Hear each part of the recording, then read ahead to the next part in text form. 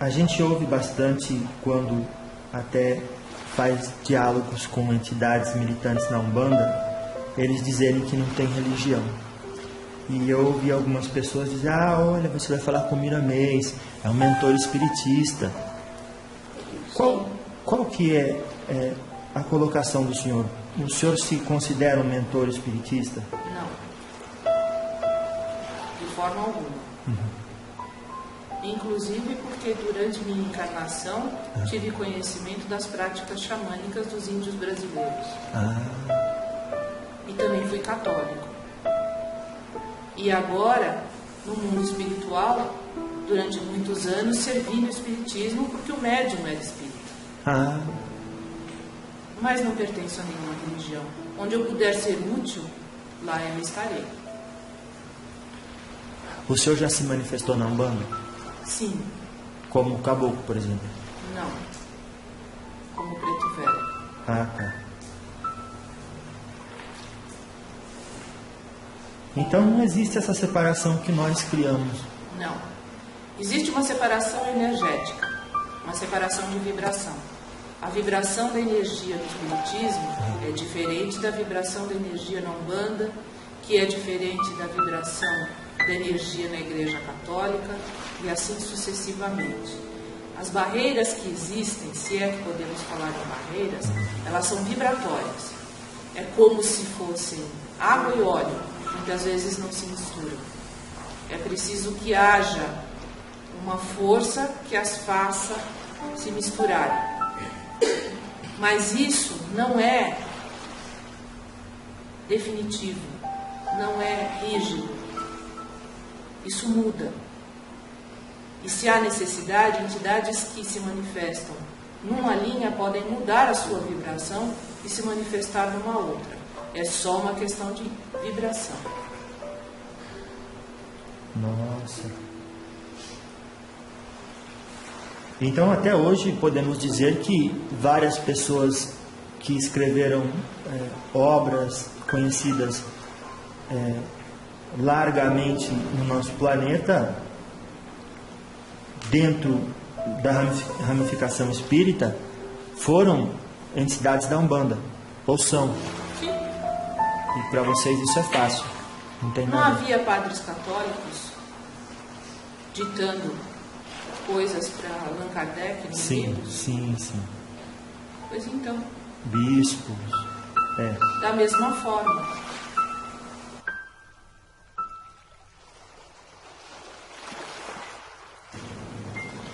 Qual a lei que o senhor acha espiritual que a gente mais ignora? A lei do amor. Mas essa é muito difícil. Qual é a outra? A lei do amor... Sabe por quê? Porque a lei do amor abarca todas as outras. No momento em que formos capazes de vivenciar a lei do amor em plenitude, todas as outras serão desnecessárias. Essa é a mais importante. Mas podemos começar com a lei da humildade. Da verdadeira humildade. Não de arremedo. O que é arremedo? Copiar? Mais do que copiar é fingir. Há aqueles que fingem humildade para serem benquistos. É disso que fala. Sim. Uma pessoa que quer ser humilde e viver a simplicidade na vida, ela deve se abster de ter coisa material boa? Não. Uma coisa não tem nada a ver com a outra. Ela pode ter os bens materiais e ainda ser simples e humilde. Isso foi condicionamento que a Igreja Católica colocou no mundo ocidental, de que para ser humilde é preciso abrir mão dos bens materiais.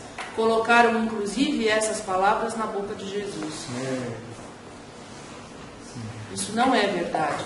Os bens devem vir e devem ser usados para o bem.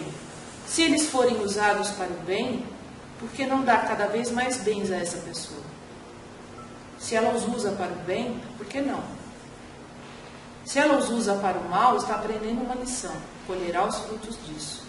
Da mesma forma que pular do edifício, você colherá o fruto. Então não tem motivo nenhum de ninguém ficar infernizando ninguém, dizendo isso vai acontecer, faça assim, não é certo, não é certo. Não existe, porque cada caso é um caso, cada história é uma história. E muito pouco sabemos, na maioria dos casos, sobre a vida da pessoa. Praticamente nada.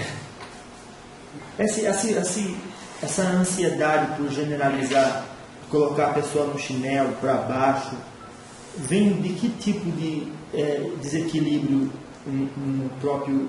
Falta de autoconfiança, da pessoa. Falta de autoestima, insegurança. Quando eu sou inseguro, eu preciso fazer com que o outro se sinta inseguro para que eu me sinta mais forte. Tá. Como eu não consigo ser forte igual ao outro, eu tenho que diminuir a força dele. Aí eu me torno mais forte do que ele. É esse o mecanismo. Simples assim. Então, se eu acho que alguém é mais forte do que eu e eu não consigo me igualar na força, eu vou tentar diminuir a força dele. E uma das formas é humilhar. Nossa. Então, quando a gente quer viver a humildade e a simplicidade e não sabe como, o senhor sugere que a gente só guarde firme na cabeça essa intenção, que daí vai fazendo? Sim, e viva com sinceridade com a sua consciência. Apenas isso. Não é possível ser humilde sem ser sincero. Ou ser sincero sem ser humilde. As duas coisas estão intimamente ligadas. É como muita gente ainda fica preso a isso e se sente culpado por toda uma vida, o senhor deve saber melhor do que eu, quando a gente vai tratar do assunto sexo e religiosidade. Sim. Como se uma coisa não andasse com a outra. No Oriente isso não há problema. No Oriente isso não é problema de forma nenhuma. O sexo, inclusive, é visto como algo sagrado. No Ocidente, também por influência da Igreja, isso foi colocado de forma separada e foi colocado como forma pecaminosa, infelizmente. O que causa o desequilíbrio é o excesso em tudo. Sim, e a falta em tudo também. Se você ficar sem se alimentar, você ficará desnutrido. Se você ficar sem sexo, você ficará desnutrido energeticamente por causa da energia que o sexo promove. E como que o senhor definiria, ainda tratando do sexo, a homossexualidade? É uma condição do espírito que traz de encarnações passadas? A homossexualidade não é uma condição. Quando nós falamos em condição, nos parece que há uma conotação de desvio ou de doença. Realmente. Não. Sim. Não é um desvio, não é uma doença. É apenas uma outra manifestação da sexualidade. Não é defeito, não é ruim, não é opção, não é escolha, não é acidente. É apenas uma manifestação do espírito. Da mesma forma que os heterossexuais não escolheram ser heterossexuais, os homossexuais não escolheram ser homossexuais. Eles não chegaram num dia e disseram, a partir de hoje serei homossexual. Da mesma forma que o heterossexual também não fez isso. É apenas uma outra manifestação da sexualidade humana, que precisa ser entendida e ser aceita com naturalidade, que sempre existiu entre os seres humanos, mas que por questões religiosas, morais, foi sendo colocado como defeito, como desvio de caráter, de personalidade. Mas quem estuda a espiritualidade gosta de enfatizar o aparelho sagrado que nos foi dado para a encarnação, para o crescimento, dizendo que no relacionamento heterossexual todos os aparelhos que são utilizados foram feitos para esse propósito, e dizem que não é o caso do relacionamento homossexual. Para que haja a procriação, é necessário um relacionamento heterossexual. Sim. Mas para o relacionamento, para que haja o relacionamento afetivo, isso não é verdade. Para a procriação da espécie, é necessário que se unam dois sexos diferentes. Mas o sexo, como prática, a sexualidade, não se destina só à procriação. Sim. Uma demonstração de afeto, carinho. De afeto, de carinho, de troca de de energia. respeito, de troca energética. Sim. E muito mais. Então, quem prepara a matemática do corpo físico dos encarnados já até sabia da proposta da encarnação de todas as pessoas, então não tem por que discriminar as pessoas em qualquer maneira. De forma nenhuma. Cada uma está no aprendizado e na experiência que precisa e merece. Apenas isso. O que seria do espírito se ele só pudesse viver como mulher? Ou o que seria do espírito se ele só pudesse viver como homem? A experiência espiritual ficaria empobrecida, limitada. É necessário que haja todas as experiências para que o espírito se enriqueça. E uma das experiências da sexualidade é a homossexualidade.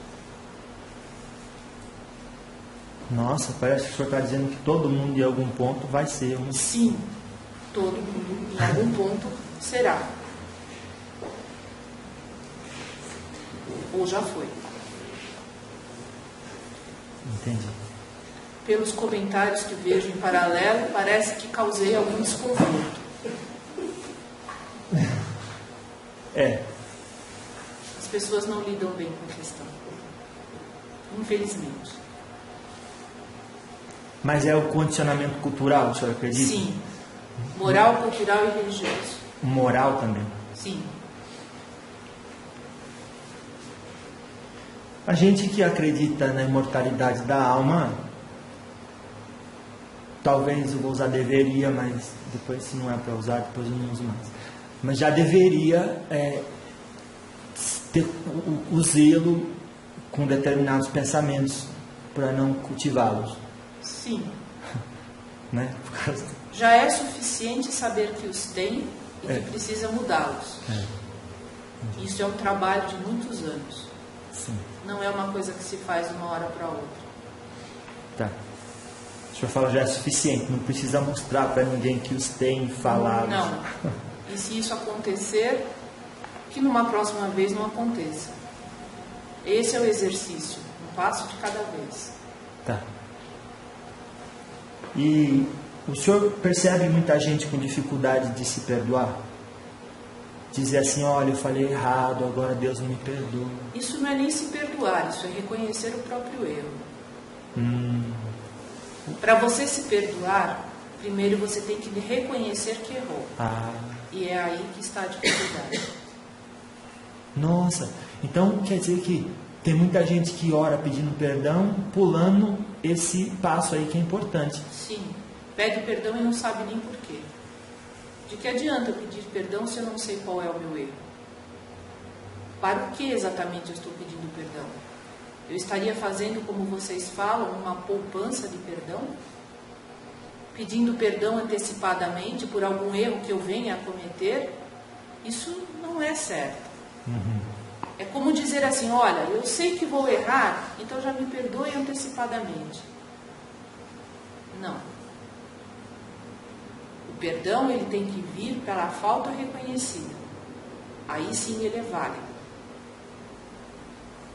Se eu não sei qual é a minha falta, como posso perdoá-la? Então, às vezes a pessoa erra e pede perdão como uma barganha para não sofrer a consequência no futuro. Também. Sabe que errou, tem medo das consequências, sabe que pulou do prédio. Isso. E que quando chegar lá embaixo vai se machucar. No meio do caminho resolve pedir perdão. Eu não deveria ter pulado do prédio, me perdoa, como se fosse possível parar a queda e levar a pessoa de volta ao topo do prédio. Nem sempre isso é possível. Então, se eu fiz um erro, eu penso em pedir perdão para aquele erro deixar de causar um problema nas minhas costas no futuro. Eu me engano porque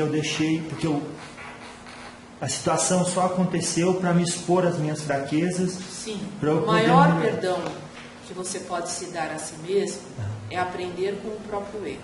Não. Porque se você aprender com o próprio erro, você não vai cometê-lo mais. Esse é o verdadeiro perdão. Então, qual que é a importância da oração? Pedir força e não perdão.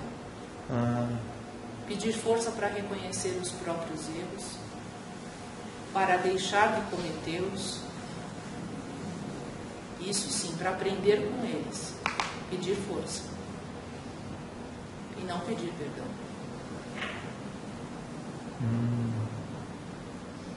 E quem é que ouve uma oração que um ser humano faz? Todas as entidades encarregadas de recolherem as orações. Existem grupos destinados a isso. Nossa. Claro, o meu guardião vai se ocupar de outra coisa. Não é? Seu guardião também recolhe orações, de um outro tipo, mas recolhe. Ah. E vocês interagem, por exemplo, o Miramês com o Exu? Sim. Por que não? Estamos trabalhando no mesmo grupo. Estamos trabalhando por propósitos parecidos. Temos interesses em comum. Por que não trabalharíamos juntos? Porque somos de mundos diferentes? Porque somos de energias diferentes? Ao contrário, ele tem o que eu não tenho e eu tenho o que ele não tem. Então, juntando forças, nós dois somos mais fortes. Ah, entendi. É as mãos do Pai Nosso, né? Sim. Que sempre tem um grupo, sempre tem dois, nunca está sozinho, nunca se está sozinho. No trabalho espiritual, ninguém trabalha sozinho. Então, o Senhor, então, então, todos os espíritos se unem, como o Senhor falou no começo, de acordo com o propósito do trabalho ser realizado. Sim. Muito bem. Então, agora eu quero falar um pouco do que eu denominei pilares da nova era. E são 9 pontos, e eu gostaria que o Senhor falasse deles, mas assim, citando qual que era a visão que o Senhor tinha a respeito do que eu vou dizer enquanto encarnado na sua última encarnação. Qual a visão que o Senhor tem hoje? O primeiro deles é a existência de Deus. Na sua última encarnação, como que o Senhor se relacionava com essa verdade? Inicialmente, pelo que a Igreja Católica me passava. Uhum. Fui educado nela. Aprendi a ver Deus pelo olhar da Igreja Católica. Isso ainda na Espanha. Quando pude vir a esse país, durante a sua colonização, tomei contato com a forma de ver Deus dos indígenas. E meu olhar se ampliou. Pude entender que Deus é muito mais do que aquilo que está preso às igrejas. E que nós ainda não temos capacidade de compreendê-lo na sua totalidade. Tá. Então, a visão católica da existência de Deus de antes é a mesma de hoje? Daquele tempo? Sim, muito parecido. E a dos indígenas qual era a diferença essencial entre os dois? Para eles, a natureza é a própria divindade. Deus está nos elementos da natureza. Tá. Assim como está no homem e em tudo. É diferente. Eles não separam o Deus de si mesmos, coisa que o homem branco faz. Ele coloca Deus fora de si e distante, quase inalcançável. O indígena não faz isso. Entendi. E o senhor notava, enquanto encarnado, uma diferença na qualidade de vida? Sim. Por conta da crença? Sim. Não havia temor de Deus. Havia uma interação muito maior entre os indígenas com os deuses, ou Deus, porque os elementos da natureza eram muito próximos a ele. Ele interagia com a natureza todos os dias, todas as noites, em todas as situações. Ele dependia da natureza e depende ainda. Então Deus é uma coisa muito mais próxima para eles do que é para o homem branco. E como é que o senhor vê agora? Minha visão hoje é muito diferente porque tive a oportunidade de tomar contato com outras religiões, com outras realidades. Eu diria que hoje sei muito menos de Deus do que sabia quando estava encarnado. Eita. Então o senhor sugere que a gente desaprenda um pouco nesse assunto? Sim. Não fiquem presos às suas crenças. Estudem, aprendam as crenças, mas não fiquem presos a elas. Estejam prontos para questionar as suas crenças, quando uma nova crença surgir. Sim. Então o senhor está se ensinando, estejam prontos para questionar as suas crenças quando uma nova surgir, mas o senhor não está dizendo não tenha crença nenhuma, porque não. A pessoa fica meio desestabilizada. Né? Sim, é necessário alguma crença. Tá bom. Entendi. E o segundo é a primeira existência de Deus, o segundo é a imortalidade da alma. Depois eu vou falar da reencarnação. Mas o senhor acreditava como é que o senhor via a imortalidade da alma enquanto encarnado? Da mesma forma que a Igreja Católica ensina. Céu, inferno e purgatório. Tá. Morríamos e éramos selecionados e despachados para uma dessas instâncias. O senhor ensinava? Isso era o que me ensinava. Sim, o senhor também ensinava? Não, que eu não era religioso. O senhor veio para o Brasil, não foi? Não. Militante, não era né? religioso. Eu era um emissário do rei, mas não era religioso. Entendi. E qual foi o propósito do senhor ter vindo do Brasil mesmo? Eu vim aqui para buscar informações para levar ao rei de Espanha. Tá certo. Na competição entre Portugal e Espanha. Claro. O senhor encontrou com algum jesuíta? Muitos. E eles tentaram explicar para o senhor como é que era? Mas sim. O senhor já estava no meio deles, né? O senhor professava o catolicismo? Sim. Tem.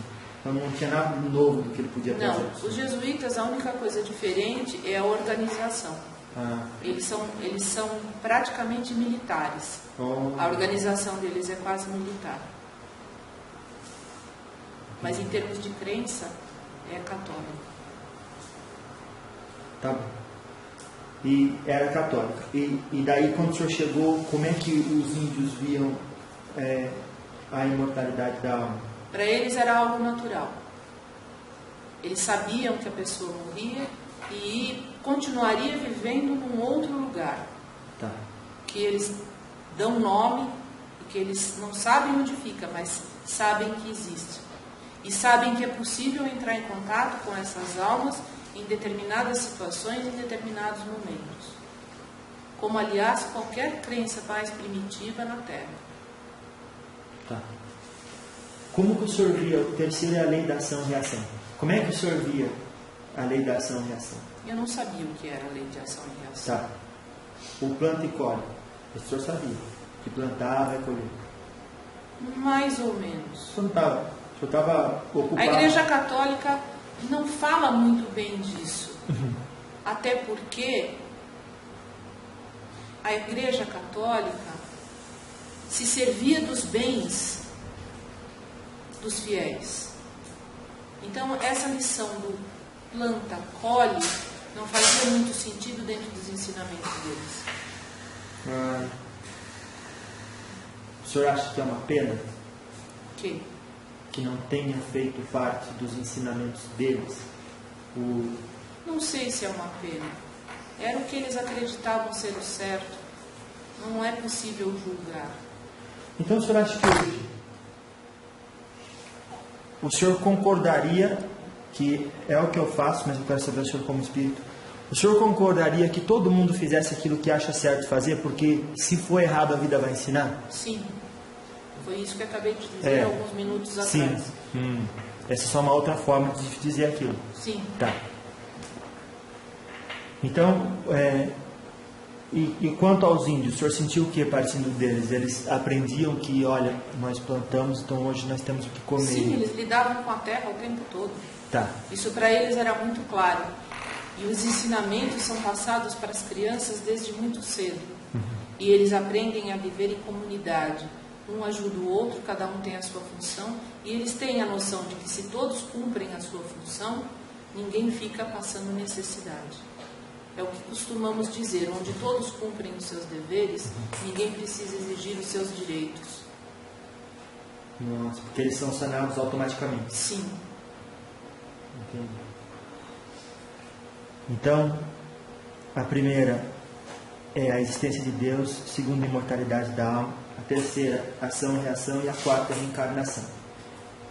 A Igreja Católica diz que existe a ressurreição dos mortos. Sim.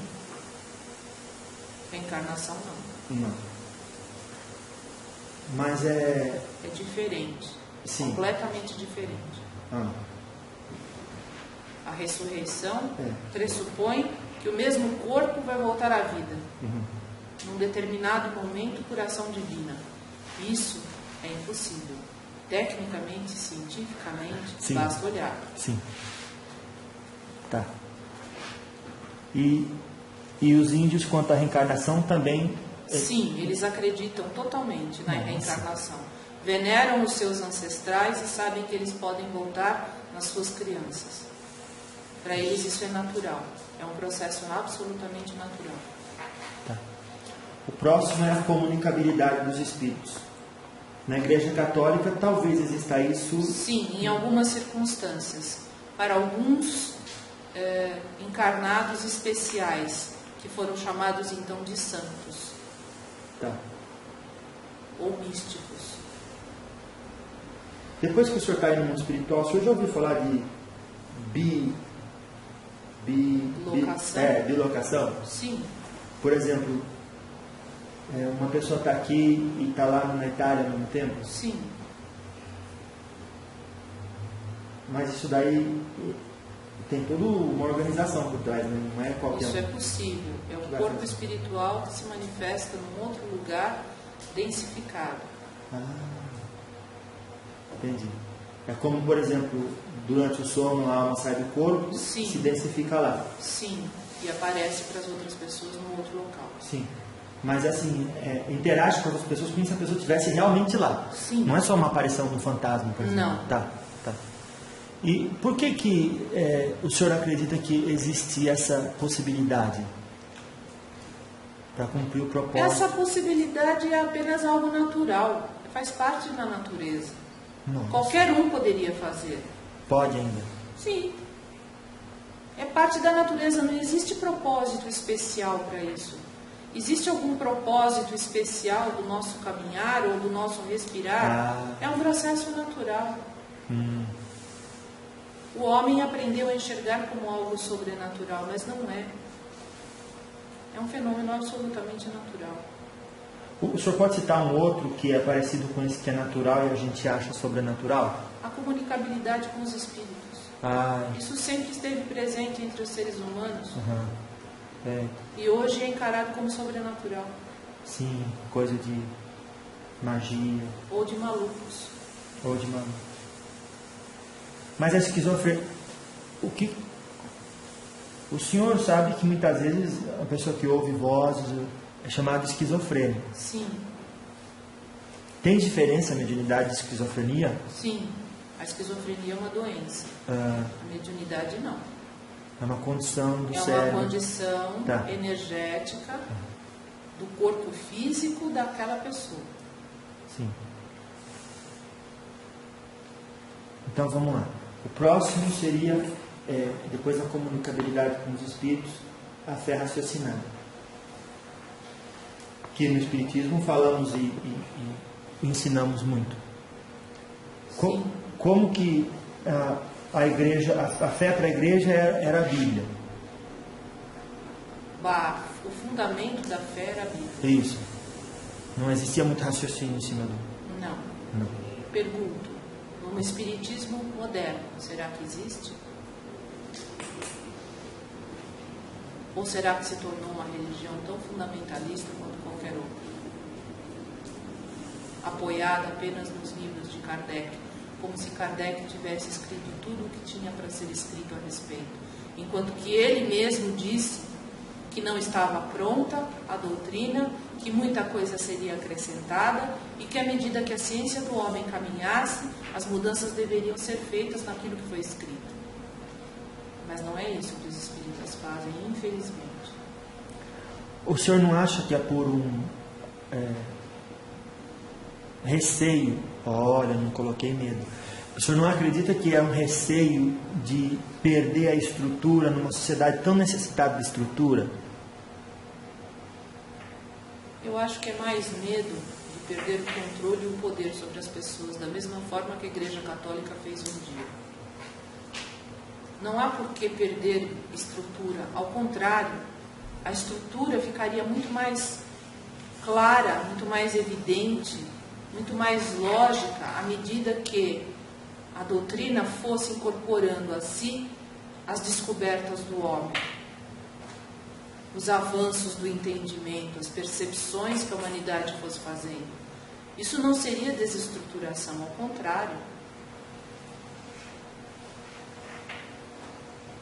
O medo é muito mais de perda de poder.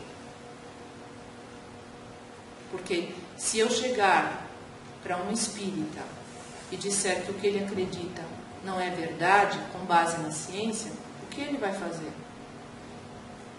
Ele vai ter que rever a sua fé.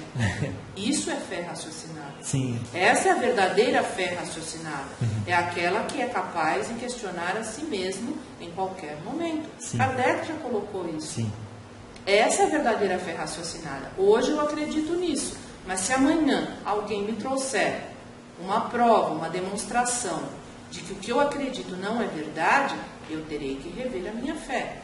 Quantos estão prontos e são capazes de fazer isso? Então o senhor está dizendo que o homem, projetando suas fraquezas sobre a religião, pode deturpá-la um pouco? Muito. Não Pode. pouco, muito. Fala muito. E o senhor vê isso como o caso do espiritismo hoje? Sim. O que o senhor sugere para que isso mude, digamos? Para começar, a leitura atenta e estudada do Livro dos Espíritos. Há muita coisa ali sendo ignorada. Há muita coisa importante ali sendo ignorada, distorcida ou revertida aos interesses de quem comanda o Espiritismo hoje. O Livro dos Espíritos já traz muita informação que hoje já é conhecida pela ciência. Por exemplo, o Livro dos Espíritos cita, não com este nome, mas cita em um determinado capítulo os transgênicos. Basta procurar. Sim. Está lá. Esse é só um exemplo. O Livro dos Espíritos passou a ser lido como um livro religioso. E ele não é um livro religioso. Ele é um livro que fala da espiritualidade, não de religião. Ele precisaria ser relido. Sim. Ele se encontra bastante atual ainda. Sim. Sim. Entendi.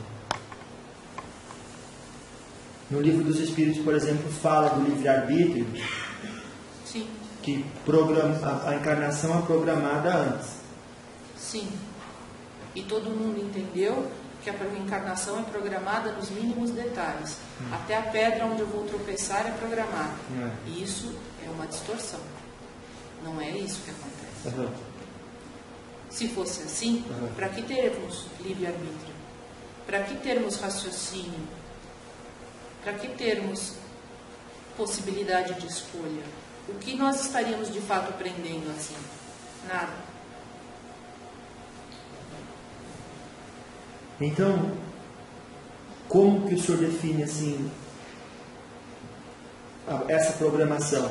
Existem linhas gerais que são propostas para o espírito, Sim. Mas ele fica encarregado dos detalhes no caminho. Existem linhas gerais dos acontecimentos mais importantes, mais marcantes, mais decisivos na vida do espírito. Mas o caminho entre um ponto e outro é escolhido por ele durante a encarnação. E em determinados pontos existem gatilhos que fazem disparar um caminho ou outro, conforme a escolha que ele fizer.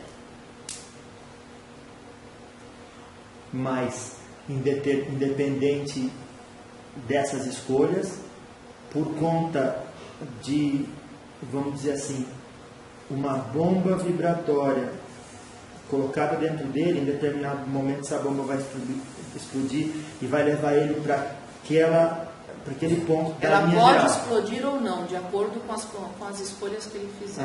Sim. Vou exemplificar. Tá, por favor. Digamos que um espírito tenha em sua programação um câncer. Aos 30 anos. Tá. Isso está lá na programação. Mas ele, do 0 aos 30 anos, é um ser humano bom, responsável, cumpridor dos seus deveres, faz tudo certo, procura ser o mais ético possível, etc, etc, etc. Ele vai juntando pontos positivos a seu favor. Tá. Quando chega aos 30 anos, a escolha que ele fez de vida anterior pode simplesmente desativar o gatilho do câncer. Por causa da construção espiritual que ele foi fazendo ao longo daqueles 30 anos. E esse câncer não se manifestará, embora esteja na programação.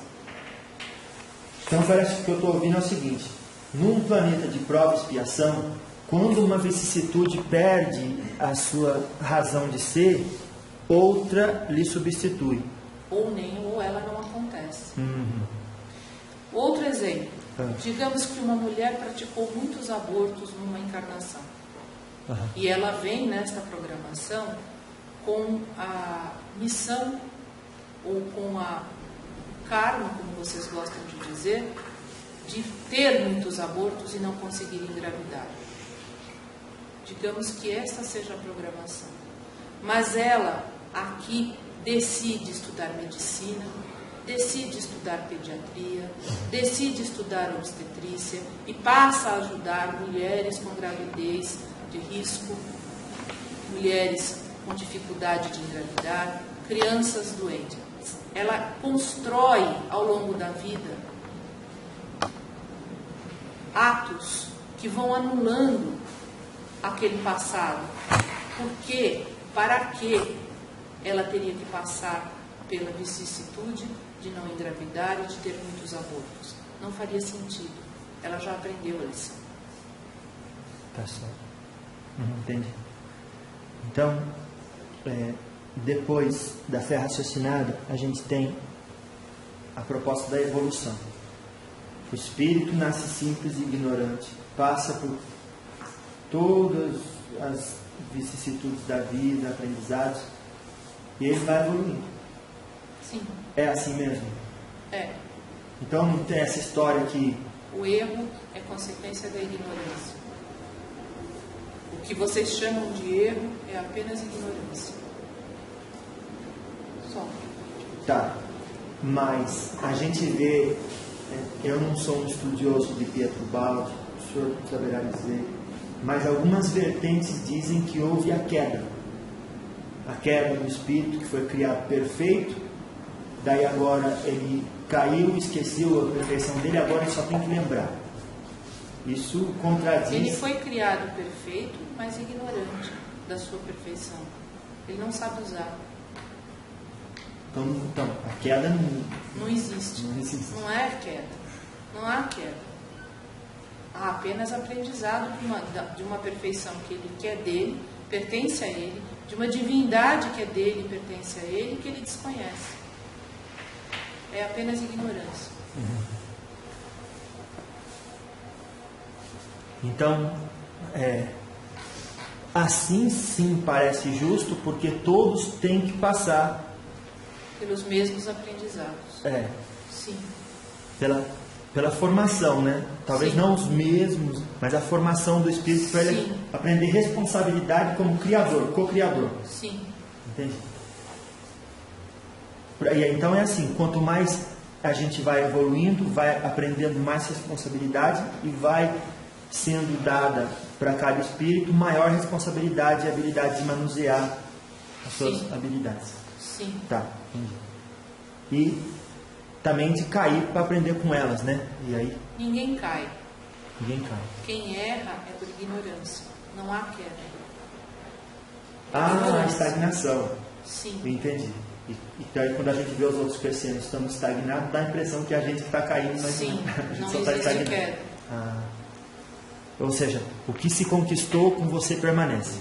Sim. Tá. Bom, o próximo pilar é a pluralidade dos mundos habitados. O que faz... o que significa isso? Por que a gente não leva tão a sério que essa terrestre existe? Porque o ser humano está condicionado a só acreditar naquilo que pode ver, medir, cheirar, testar. Tá. E enquanto ele não puder medir, cheirar, testar os mundos habitados, ou as almas que habitam esses mundos, ele não vai acreditar. Simplesmente por isso. Acontece que a ciência está presa à materialidade deste planeta. O dia que ela desenvolver aparelhos, processos, mecanismos que possam medir a materialidade dos outros planetas, o dia que a ciência conseguir entender que a materialidade que há na planeta Terra não é a mesma que há no planeta Marte, e desenvolver aparelhos para medir isso, ela comprovará a existência de vida nos outros planetas. Então, que vida em outros planetas existem é fato. Sim. Tá. E a gente esqueceu um pouco de falar de quando o senhor encarnado era. Como que o senhor acreditava nisso enquanto era encarnado? Eu nem sabia dessa possibilidade. Mas os extraterrestres se comunicam com a gente já faz muito tempo. Pois é, mas eu não tive acesso a essa informação durante a minha encarnação. O senhor acredita que os índios tiveram? Eu acredito que sim, mas Tá. eles não entenderam o que foi. Ah, entendi. Então, talvez não todos esses avistamentos que temos hoje em dia, mas alguns deles é o caso verdadeiro? Sim. E qual que é o propósito deles? O senhor não sabe, sabe? Se o senhor souber, né? Não precisa. Por que é que você vai visitar lugares que você não conhece? Para descobrir coisa nova. Exatamente. Esse é o único propósito. Sim. Curiosidade, é um vizinho batendo na porta do outro. Não é? Como vai? Simplesmente isso. Quando muita gente teme que eles venham e destruam o nosso planeta, tomem as nossas reservas, os nossos ouros e as nossas riquezas e levem tudo e destruam o nosso planeta, isso daí é só Isso é fantasia. fantasia. Porque as coisas que existem no nosso planeta de nada serviriam no planeta deles. A condição de materialidade é diferente. Tá. Entendi. A matemática vibratória é outra. É outra. Viu, já sou lenço deles. Tá bom. Faltam 20 minutos. Eu estudei, eu fiquei sabendo, eu li, bom, vou colocar assim, eu fiquei sabendo que o senhor se propôs a comentar todas as questões do Livro dos Espíritos. Sim, quando eu trabalhava com outro médico. Foi o senhor mesmo que fez isso? Sim, Por que o senhor fez isso? porque eu achei que era necessário para Tá. evitar as distorções que ainda persistem na doutrina.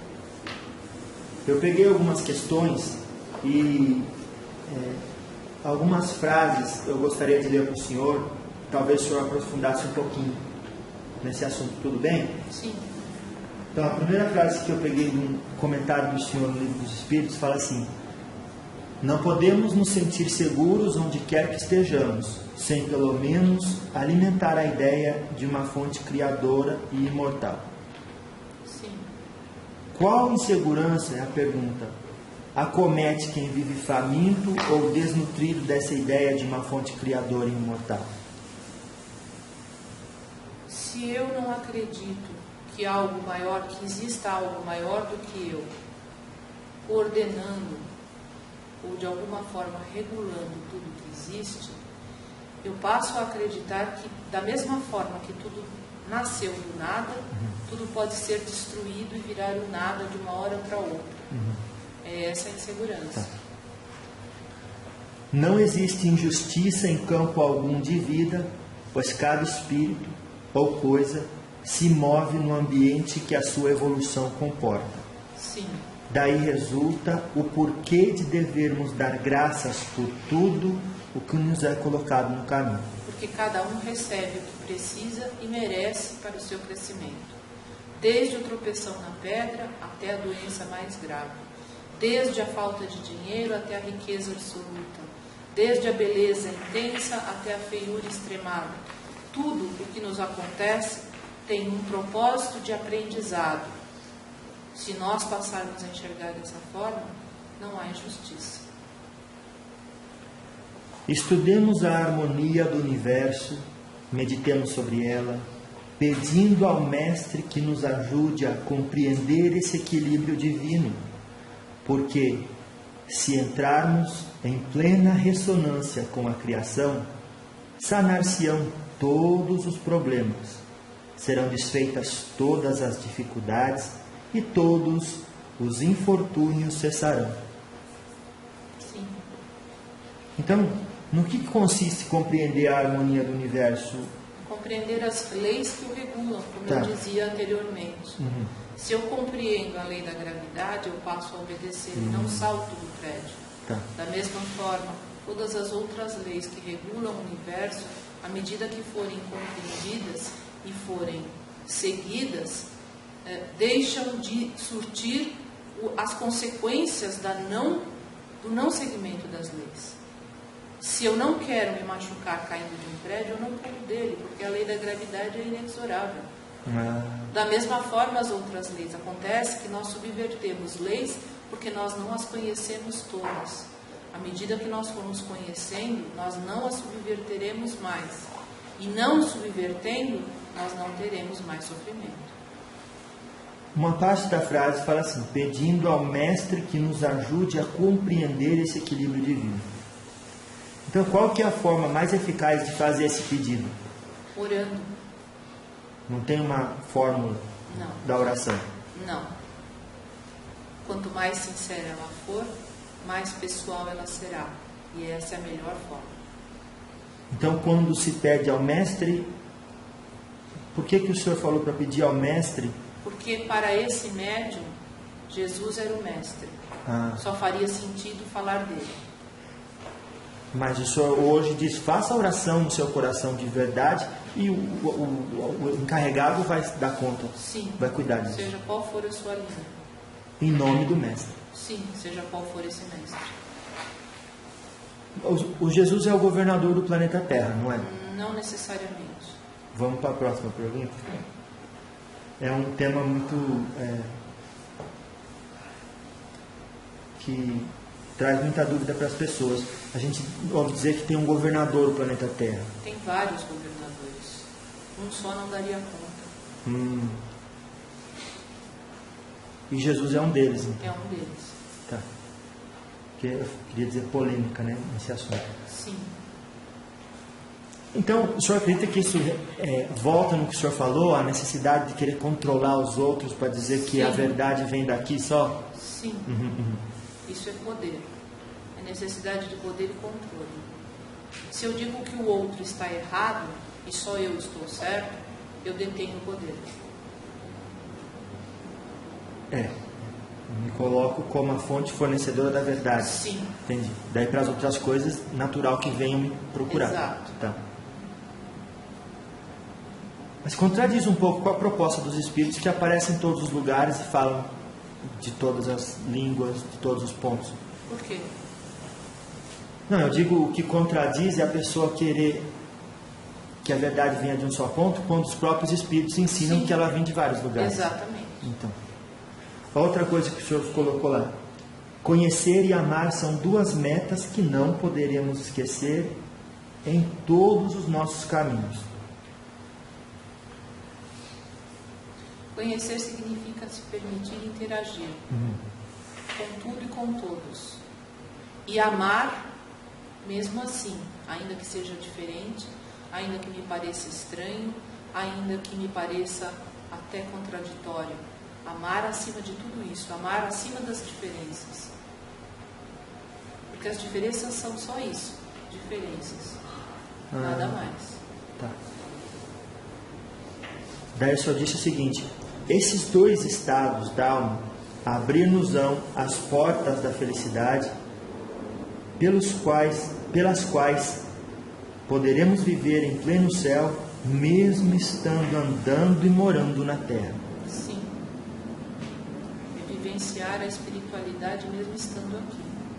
Nós poderemos vivenciar a espiritualidade ainda encarnados, de forma mais intensa do que ela é vivenciada hoje.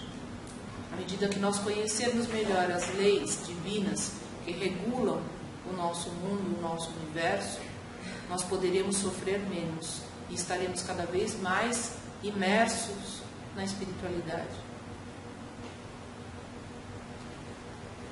O senhor reconhece que nós temos aí a dificuldade, obviamente, do material que não nos permite estar onde mais gostaríamos de estar. Sim. Então a sugestão é que façamos no limite das nossas possibilidades até que a gente transforme com esse querer o planeta Terra para que se torne um planeta de questione regeneração. sempre aquilo que você gostaria, porque nem sempre o que você gostaria é o melhor. Ou vem de um gostar natural. O gostar não quer dizer nada. O gostar é apenas uma questão limitada. Nem sempre o que eu gosto é o melhor para mim. Às vezes o que eu preciso é justamente o que eu desgosto.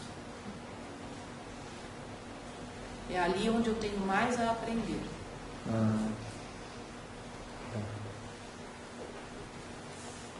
Bom, o intercâmbio entre os dois mundos acelera uma dinâmica sobremodo elevada a respeito das coisas divinas para melhor compreensão daqueles que dormem. Então, aqui está falando que o intercâmbio é como se essa nossa conversa acelerasse, de certa forma, o progresso da humanidade. Sim. Como o senhor vê isso? Como a troca de informações, a possibilidade das pessoas pensarem a respeito da espiritualidade, entenderem que ela existe, que ela é uma realidade, e pensarem as coisas pelo ângulo, pela perspectiva espiritual. Quando eu trago para a minha vida a perspectiva da reencarnação, da comunicabilidade com o mundo espiritual e da origem comum de todos nós, a minha vida muda de sentido, a minha relação com o outro mundo. Eu passo a enxergá-lo como um espírito também. E isso muda tudo. Nunca mais é possível olhar para a mesma pessoa do mesmo modo. Tá. Então, hoje em dia, o senhor acredita que esse estado letárgico, apático da nossa sociedade refere-se mais à ausência de um alicerce bem estruturado, como o Evangelho do Cristo, que aliás é um nono pilar? Não necessariamente o Evangelho do Cristo, mas falta a noção de espiritualidade para toda a humanidade, independente da religião. Religião e espiritualidade são duas coisas diferentes. A religião é o caminho pelo qual o ser humano expressa a sua espiritualidade. A religião muda, a espiritualidade é sempre a mesma. Todos nós temos a mesma espiritualidade, mas cada um de nós a expressa de uma maneira. E a religião é apenas a forma como escolhemos expressar isso. Então, o que nos falta, o que falta à humanidade, é noção de espiritualidade. É noção de que todos somos espíritos e estamos todos caminhando na mesma direção, em busca do mesmo objetivo. E que não adianta atacar o companheiro que está do meu lado, porque isso só vai atrasar a minha viagem e não a dele. Mas o senhor não acha que ajuda ilustrar para uma pessoa que se ela fizer o mal, ela vai para o umbral? Ajuda, é claro. Não que ela vá para o umbral. Sim, tipo, sofrer. Eu acho isso terrorismo. Isso é terrorismo. Isso é a mesma coisa que a igreja fazia com o inferno. Com a fogueira. Com a fogueira, com o inferno. Sim, sim. Estaríamos repetindo a mesma técnica. Com outras palavras, né? Eu acho que vale muito mais a pena ilustrar com exemplos próximos. Até porque o umbral é algo distante, assim como o inferno era. Era algo abstrato. Não é algo real. É muito mais sensato trazer para a nossa realidade. Só vamos permitir mais uma pergunta, porque o aparelho está muito cansado. Então, passo uma mensagem final para todos que estão aí acompanhando o Miramês, um mentor espiritual, para que possa então viver da melhor forma possível. O que o senhor quiser falar. A única coisa que eu posso dizer é: busquem a espiritualidade.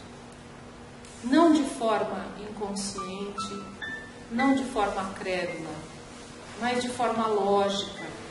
Procurem saber o que é.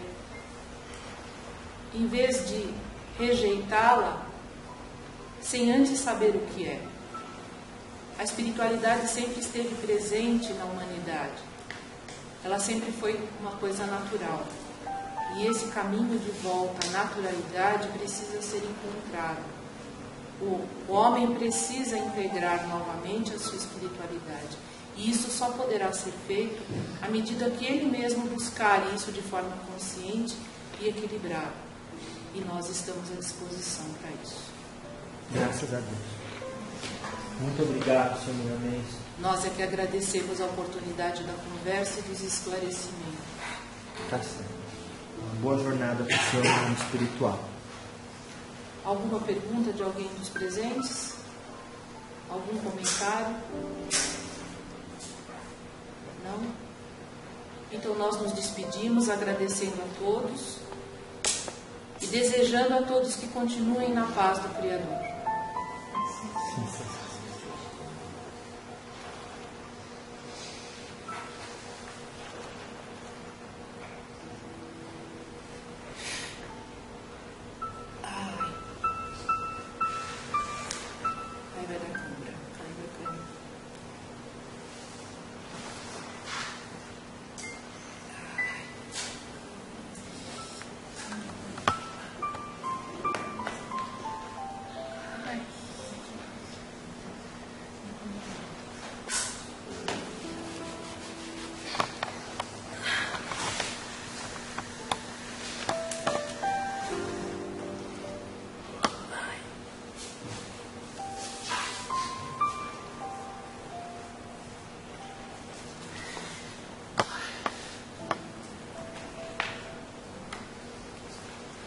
Tudo bem? Todo mundo bem? Tô com água aqui, obrigada. Todo mundo bem? Meu Deus. Tudo bem com você? Graças a Deus. Como você está se sentindo? Dura e cansada. Gente, vou falar pra você que ela pediu. Não é mesmo? Hã? Falei senhora da outra vez, não deu certo, né? O quê? E como a senhora está se sentindo? A senhora é ótima. Ele continua insistindo Não, na eu estou senhora. explicando para eles que dessa vez eu usei você. Ah, então tá bom. Olha, e você, quando incorpora o Miramês, se sente como quando ele vai embora? Dura. Paralisada. É. É porque ele simplesmente não usa o meu corpo. Ele Não. usa só a cabeça. Só? Ele acessa só a minha cabeça. Aham. É só pensamento puro. Nossa. É pensamento puro, é raciocínio puro.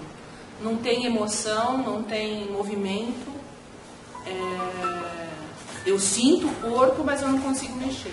Ah, Então, a sensação é de como é que eu posso dizer? Hã? É de uma estátua que fala. Uma estátua que Faz fala. tempo E que que pensa muito rápido. pensa rápido. À medida que você vai fazendo as perguntas, ele já está sabendo o que você vai perguntar e ele já está processando a resposta. Nossa. Certo. Então, e quando ele está conversando com o grupo, ele sabe as perguntas que as pessoas vão fazer antes delas fazerem. Ah, E aí eu fico arquivando as respostas. nossa. Faz tempo que ele vem através do seu aparelho? Faz uns 15 anos. Por aí, uns 15 anos. Houve uma evolução na sua capacidade de processar, Sim, sem dúvida. deixá-lo trabalhar? Sim. Quando ele começou a trabalhar comigo, eu estava em treinamento com o seu Renato, que foi uma das pessoas que me treinou como médico. E então houve um avanço muito grande. Assim, Um avanço. E esse treinamento que a senhora passou consistia no quê? Incorporar e conversar, incorporar e conversar, incorporar e conversar. Ele vinha com as perguntas, o seu Renato vinha com as perguntas prontas. Tá. E ele fazia uma coisa que eu já falei que qualquer hora eu vou fazer com o pessoal, que é chegar, hoje você vai incorporar fulano. Ele chegava para mim e falava, hoje você vai incorporar o Miramês. Aí eu dizia para ele assim, como assim? Eu não estou sentindo nada, como assim? Não, senta aí, você vai incorporar o Miramês. Tá bom. E assim ele fazia. E aí eu aprendi a identificar o Miramês, trabalhar com ele, responder perguntas, escrever textos, uma série de coisas. Entendi. Foi criando uma afinidade e uma habilidade da sua parte de saber o que ele quer, como ele quer. E como ele pensa, né? Como ele funciona. Como ele funciona. Porque é completamente diferente, por exemplo, do Exu. É um outro jeito de funcionar completamente diferente. Quando o seu Tata Caveira vem, quando ele chega, qual é a diferença entre incorporar ele e o Miramês? Nossa, é o que eu acabei de falar. Bastante, o Miramês ele só fica no mental. O Miramês é só mental. Ele vai. Como é que eu posso dizer? A sensação é que ele mexe dentro da minha cabeça e no meu cérebro. É como se ele desconectasse uma parte do cérebro e eu fico meio zonza. Tanto que você chegou, eu não estava te enxergando direito, não estava. O Tatá não, o Tatá ele me dá chicotadas energéticas. Ele encosta e começa a me dar chicotadas energéticas. E aí até que numa delas ele me incorpora, é completamente diferente. É outro jeito de trabalhar.